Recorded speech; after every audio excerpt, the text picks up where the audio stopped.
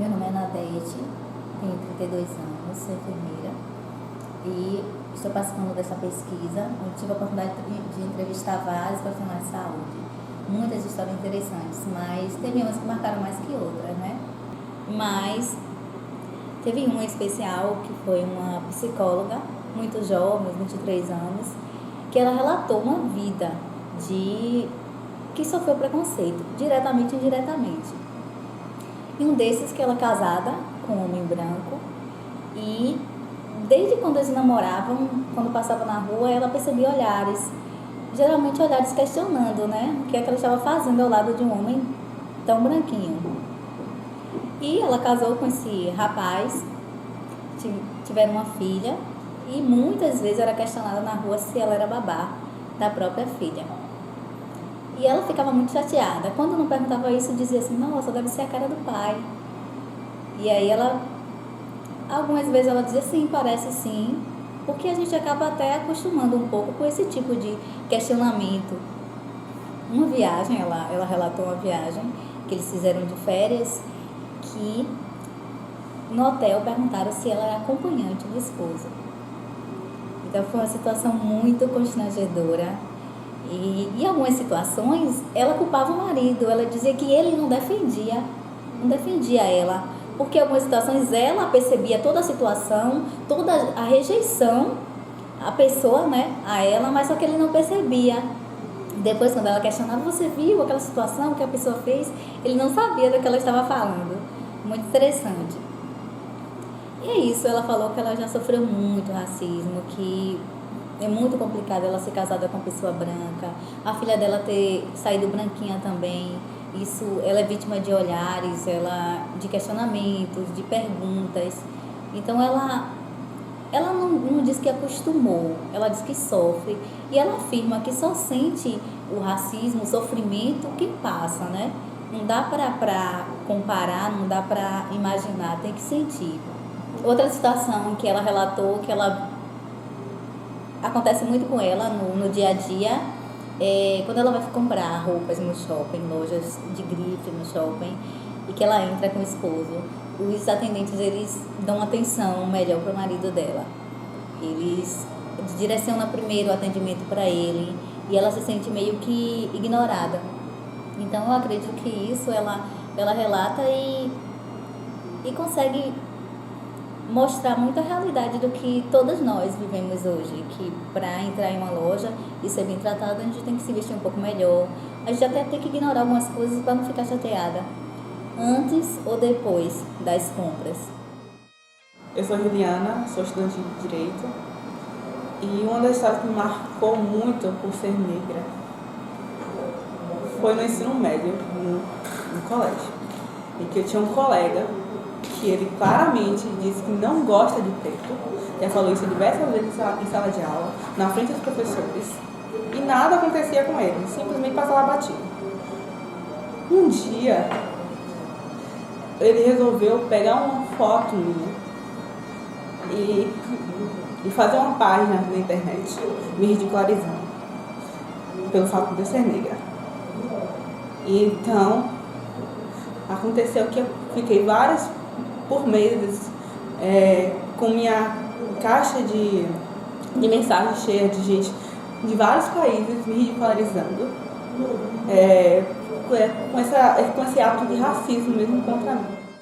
Eu sou a Aline, sou assistente social, formada pela UFBA, e nesse trabalho de campo, nessa pesquisa, teve uma técnica de enfermagem branca, né, que se declarou branca, que disse que as pessoas confundiam ela, os pacientes confundiam ela com a enfermeira, que era negra.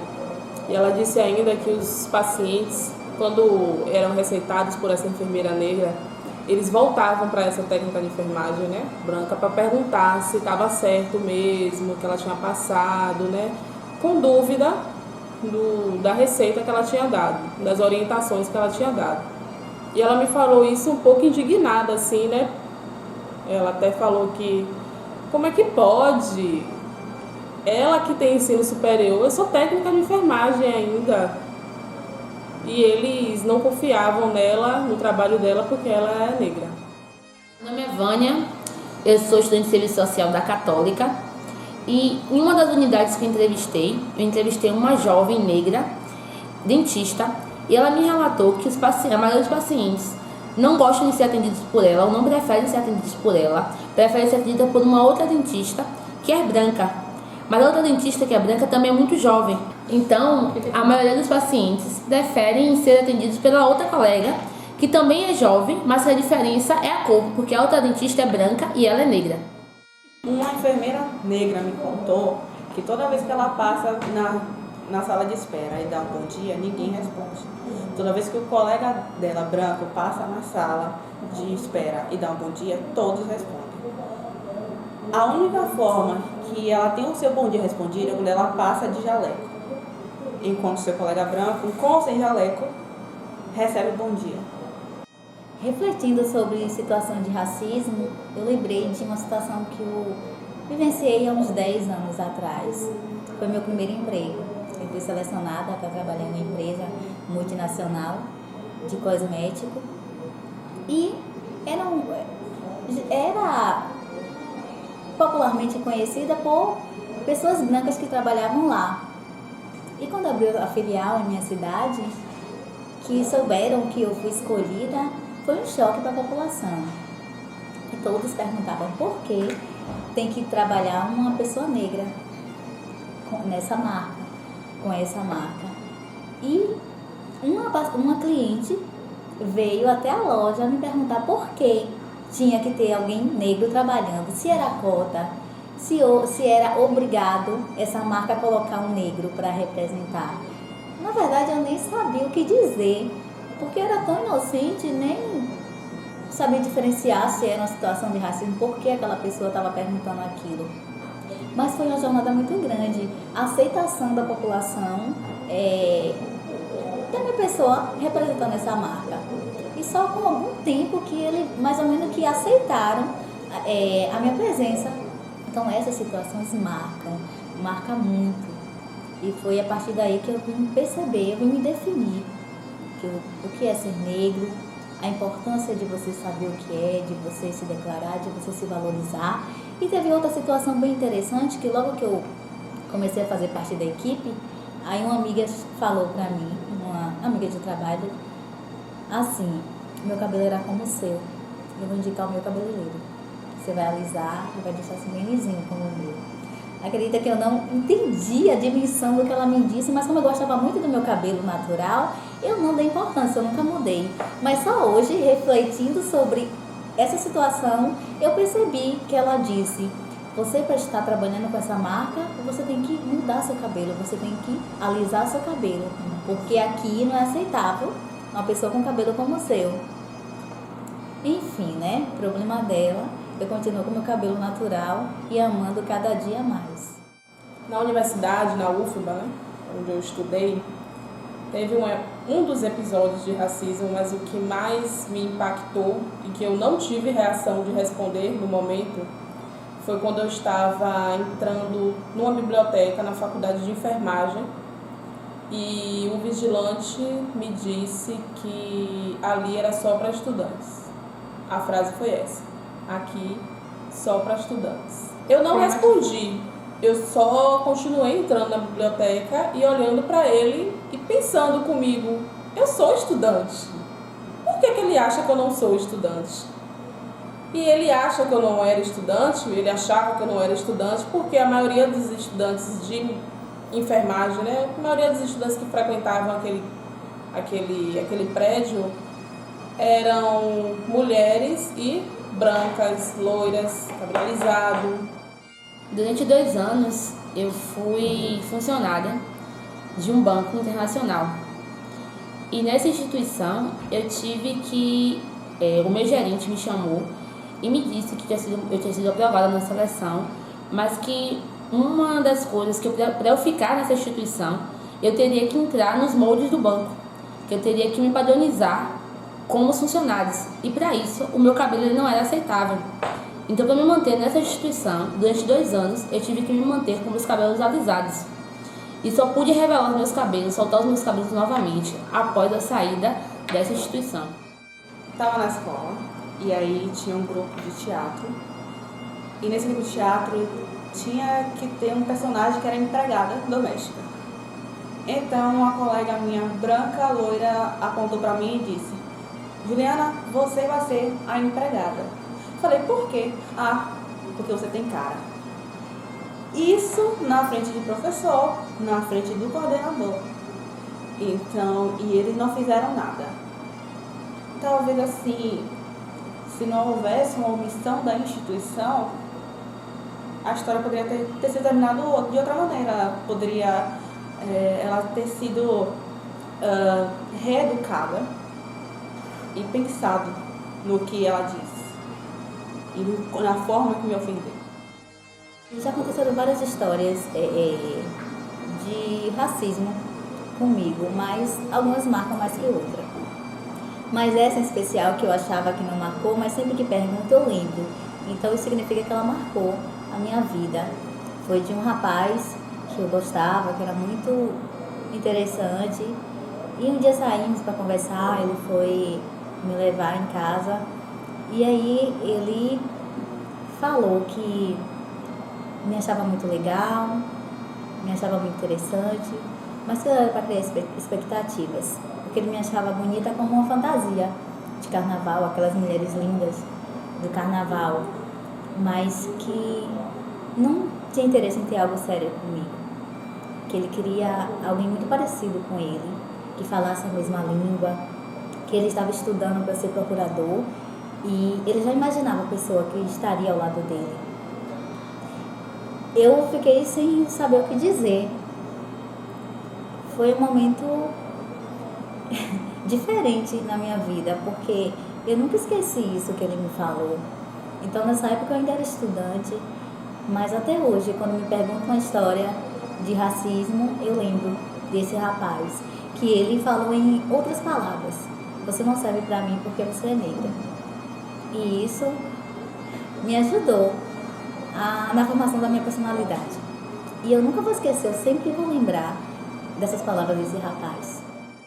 Eu usava trança no cabelo e um dia fui em uma unidade de saúde. Então, fui fazer uma entrevista com uma dentista e ela disse que meu cabelo não deveria nem entrar na unidade de saúde porque era nojento, era sujo.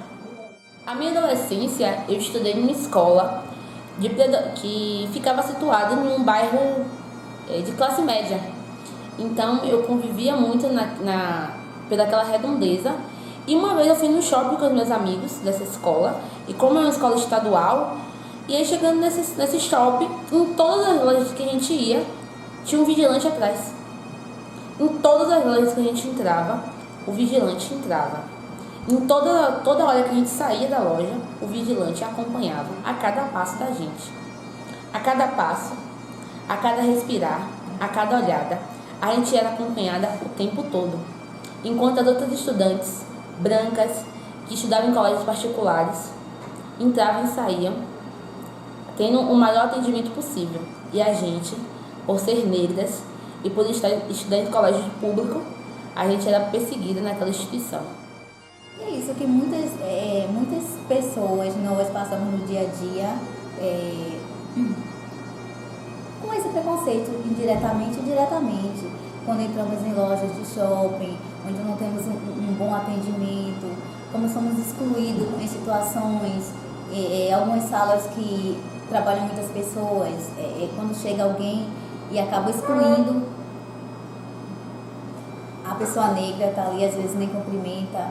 Isso foi relatos que eu ouvi também de outros profissionais de saúde que tiveram a oportunidade de desabafar com a equipe, né, que participou dessas entrevistas. A Conferência Mundial contra o Racismo, Discriminação Racial, Xenofobia e Intolerância Correlata foi realizada em Durban em 2001, no final do regime do Apartheid, quando Nelson Mandela foi eleito para a presidência da África do Sul. Nesta conferência, os estados que participam da ONU reconheceram que a escravidão e o tráfico de seres humanos foram crimes contra a humanidade e que os países devem realizar esforços internacionais para combater o racismo, com base no diálogo, pesquisas e políticas afirmativas. O Brasil tem a segunda maior população afrodescendente do mundo e as maiores taxas de desigualdades sociais e raciais. Essas desigualdades são injustas e cabe a cada um de nós desconstruí-las. Somente nossa reflexão, diálogo e práticas cotidianas podem realmente promover os direitos e a igualdade entre os homens. O Estado tem o papel de estabelecer leis e políticas afirmativas para corrigir essas injustiças, para promover o fim do racismo e da discriminação na educação, na saúde, nas atividades culturais, nos meios de comunicação. O respeito a nossas diferenças étnicas, raciais, religiosas, culturais, políticas, de língua ou de nacionalidade. O respeito à dignidade humana são princípios básicos das sociedades democráticas. Os ideais comuns de direitos humanos são o principal antídoto contra a persistência do racismo.